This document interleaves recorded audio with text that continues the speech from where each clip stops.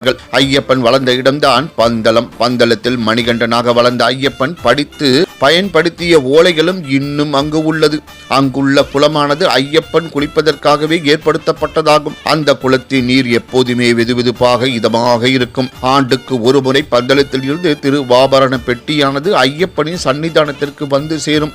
மார்கழி மாதம் 26ஆம் தேதி பந்தளத்தில் இருந்து புறப்படும் இந்த திருவாபரண பெட்டி தை முதல் நாள் அன்று சபரிமலைக்கு வரும். அன்றுதான் மகர ஜோதி தரிசனம். வானத்தில் பருந்துடன் வட்டமிட்டு கொண்டு திருவாபரண பெட்டி பாதுகாப்பாக வருவதை காண கோடி கண்கள் வேண்டும். சபரிமலையின் சிறப்புகளை மட்டும் தெரிந்து கொள்ளாமல் ஐயப்பன் தொடர்பான பல்வேறு இடங்களை பற்றியும் தெரிந்து கொள்ள வேண்டும். சுவாமி ஐயப்பனின் பாதமும் அவர் கூட்டிக் கொண்டு வந்த புலிகளின் பாதமும் எங்கே இருக்கின்றது? சுவாமி ஐயப்பன் தனது வளர்ப்பு தாயின் வயிற்று வலியை போக்குவதற்காக ஒரு பெரும் புலிப்படையுடன் பந்தள அரண்மனைக்குள் வந்தார். தேவர்கள் தான் புலியாக மாறி சுவாமி ஐயப்பனுடன் வந்தார்கள். இந்த புலிப்படையை பார்த்த பொதுமக்கள் எல்லோரும் அஞ்சி ஓடினர்.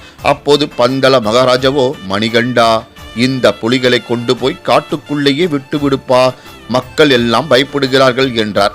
சுவாமி ஐயப்பன் புலிகளை கொண்டு போய்விட்ட இடம்தான் புலிக்குன்னூர்.